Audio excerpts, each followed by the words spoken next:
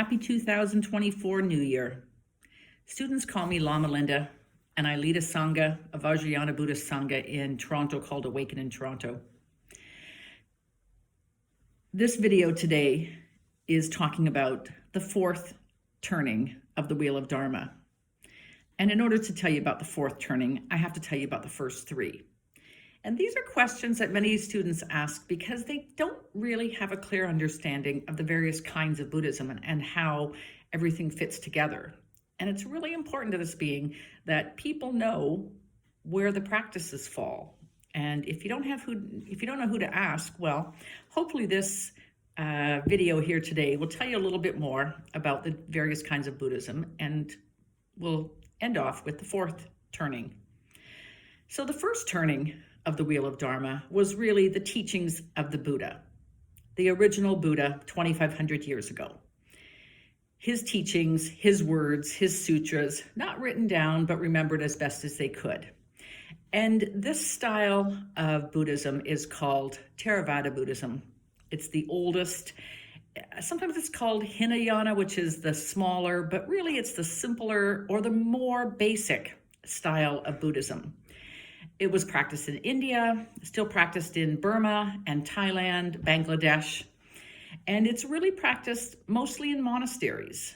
That's because there's a lot of renunciation, a lot of no's, a lot of no to this and no to that in terms of how one practices. And one practices basically taming the ego to not have to have an identity and not show up and not know, not be ourselves. Some of the practices that are classic Theravada practices are the practice of Vipassana, which is the breath meditation, watching the breath. Also the 40 classic concentration practices, many of which are death practices. Kasinas are also part of this 40 classic set. And also mindfulness. Mindfulness really comes from the Theravada tradition. There's also some key principles that come from Theravada, which is the Four Noble Truths, the Eightfold Noble Path, and the precepts. All of these are Theravada Buddhism and the first Wheel of Dharma. The second turning of the Wheel of Dharma comes up with about 300 years later, and in this regard, Mahayana was formed. And it really was formed when Buddhism from India moved out, and it went to China, Japan, and Mongolia. And it added many changes that were mergings from the local cultures. Because remember that when Buddhism moves, it blends with some of the local indigenous or other religions and spiritual beliefs that were in those countries. If you think of what Mahayana is represented by, it's really that idea of the quick path, lots of austerity, maybe koans, which are those kind of tricky questions that leave you kind of without an answer, without a response. And in so being, great insight happens, and you're close if you're suddenly in a moment of silence and kind of jaw-dropping, don't know what to say. That's part of the Mahayana style of Buddhism. And it really came about 300 years later. It came from teachings of the Buddha, but not directly. And there were a couple of key components, key principles that got added in addition to what the Buddha taught. But the additional principles were concepts of shunyata, or emptiness, and also compassion, which is in the form of the Bodhisattva vow, which is I aspire to awaken fully for the sake of all sentient beings. And that's the motivation to awaken, even though obviously one awakens individually, and that benefits everyone around, but even more so, there's greater benefit if one can awaken for the sake, using the motivation to awaken being other beings around you. Mahayana Buddhism is still practiced today. It's very common in China in the form of Pure Land Buddhism. Often there are Amitabha practices. as well as practiced in Zen in Japan. And Zen obviously has many of the concentration practices of the various, like the tea ceremony, the flower ceremony, and many of the other ones that are very much about a focused, gentle, austere mind. A couple hundred years later, there was a third turning of the wheel of Dharma. And this third turning happened when Buddhism moved from India into Tibet and merged with the local Bon culture, as well as some of the other indigenous spirituality practices.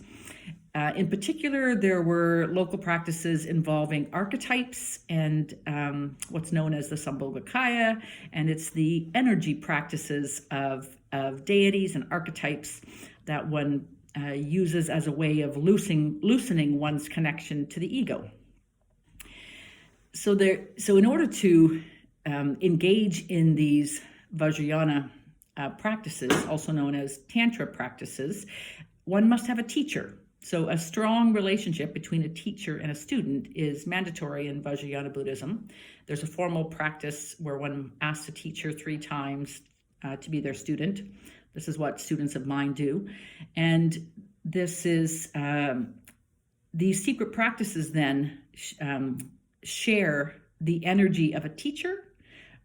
They light the spark in a student, and like a flame from a candle being passed to another unlit candle, the Vajrayana teacher passes the flame of insight and realization to a student, and then their candle is lit, and the teacher does not lose anything from their original candle, but the flame, it has been lit and has been passed on. And Vajrayana Buddhist teachers will often talk about lineages and the passing on of the awakened mind from teacher to student to student to student, and this is the legacy of lineages and how one passes on and is connected to the awakened mind all the way back to the Buddha. So once one has been given permission to do a practice in a particular archetype with a particular visualization, with a mantra, one then practices that and uses the practice of an archetype to be a bouncing stepping stone from their normal way of being into the awakened mind. And the archetype is a halfway house. It's kind of an in-between from one step into the next step. Most people know Vajrayana Buddhism as Tibetan Buddhism because it was studied most there, and there are 4 schools of Buddhism that are still active today. There were more in the past, but there are still 4 schools that are active today that are all Vajrayana Buddhist schools, and many of them are still are quite well known. They all have branches in North America. The first one is the Nyingma, who has Padmasambhava as the head of their lineage. He was actually a Siddhi back more than 1,000 years ago, and is nonetheless the leader of this school. There's also the Kargyu lineage, which is the lineage that Namgyal Rinpoche was a part of, and this is the school that has the 17th Karmapa as the head of their school.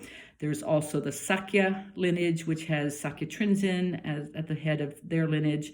And the lineages, probably the best known in the West, is the Dalai Lama's lineage, which is the Gelug. All of these schools are variations of Vajrayana Buddhism, and there's also North American Buddhism.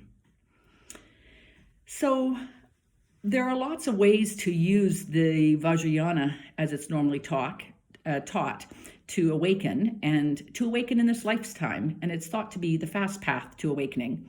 And there's all kinds of practices that one practices to go beyond the ego and to go outside of the usual way of defining self and other, and to, basically anything that helps loosen your sense of identity is a good practice from a Vajrayana perspective. Some of these might be pushing your idea of what foods you like to eat, your idea of sex and who you think you're sexually attracted to, what that looks like. Could be also any of your ordinary habits and your preference. Trying to go beyond your preference mind. And if you normally would say no to something, say yes, see what happens, how's it feel? Does it seem like a good thing? So there's a lot of trying to see what it does, noticing what comes up for you when you try new things.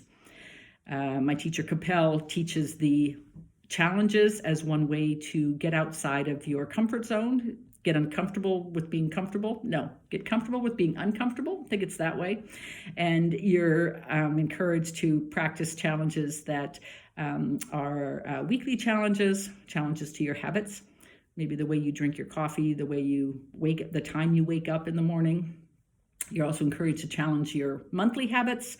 Those monthly habits are ones that are more about lacks in your being that you've just never tried. You identify as being someone who doesn't do this, doesn't study taxes, someone who doesn't do music, someone who likes math, all kinds of ways that you might identify. And maybe you just have never tried doing something new as an adult, and so it's an opportunity to try taking classes and do something different than what you ordinarily would do.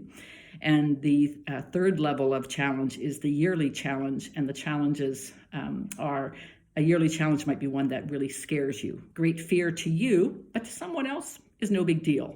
That's a great fear challenge. All of these are part of the third turning of the Wheel of Dharma. They're part of Vajrayana Buddhism, and they've been with us for centuries. And then along came the fourth turning of the Wheel of Dharma. And this is really what happens when Buddhism came to the West. And some of what I was describing in Vajrayana Buddhism is a continuation of this. And when Buddhism came to North America, there was a real merging of the ancient wisdom in Vajrayana with modern neuroscience.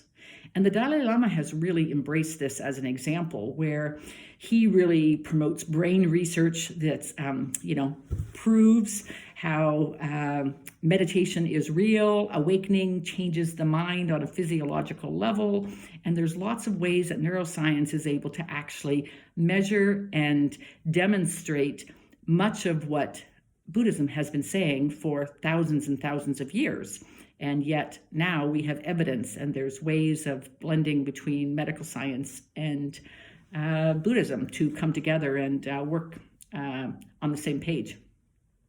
Jon Kabat-Zinn, many of you know, because he is the leader of the Theravada mindfulness meditation movement, and his research on meditation 40 years ago, not 40,000, 40 years ago, also demonstrated how effective meditation was. And it was because he really got the medical world on board early on.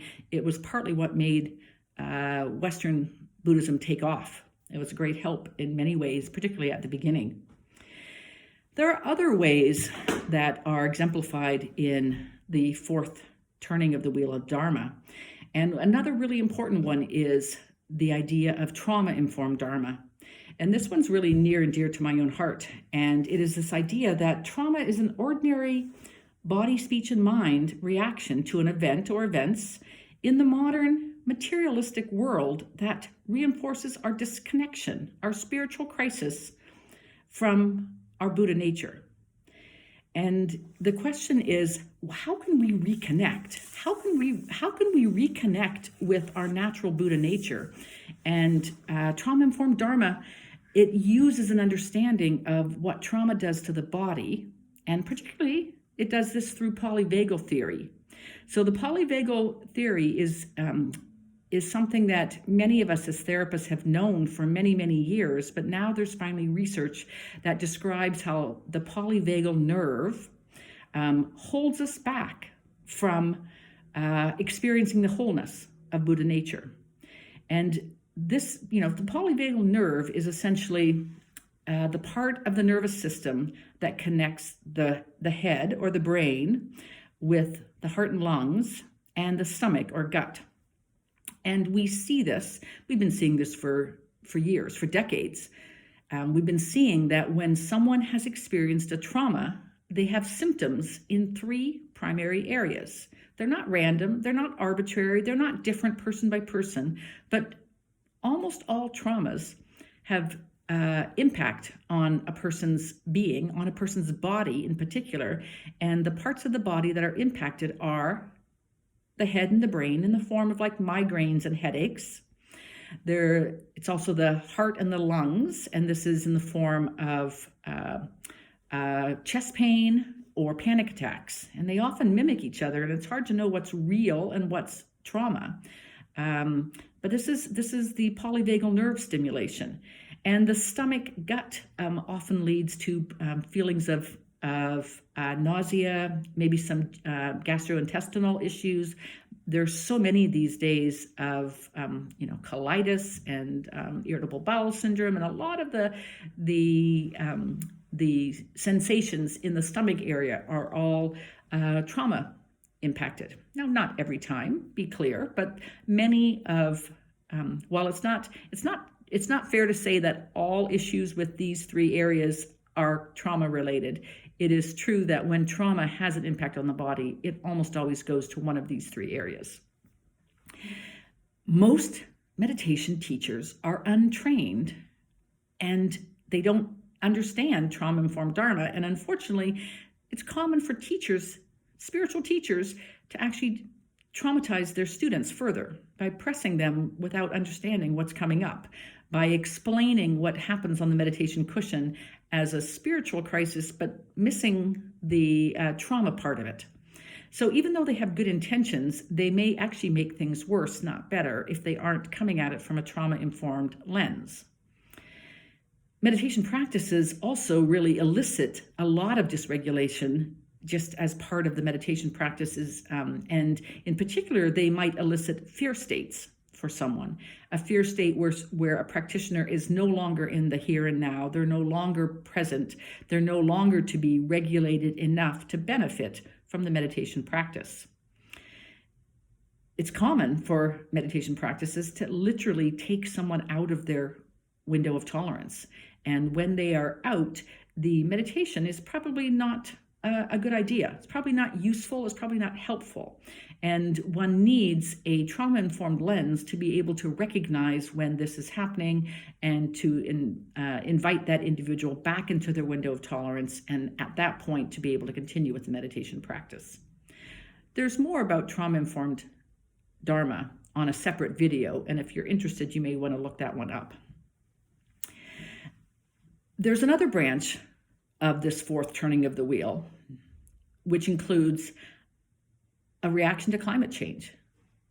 And blending the reaction to climate change with Dharma, we get a deeper relationship with all sentient beings. And we also get a greater understanding of the illusion of separateness between self and other, and between ourselves, the ego, and other sentient beings.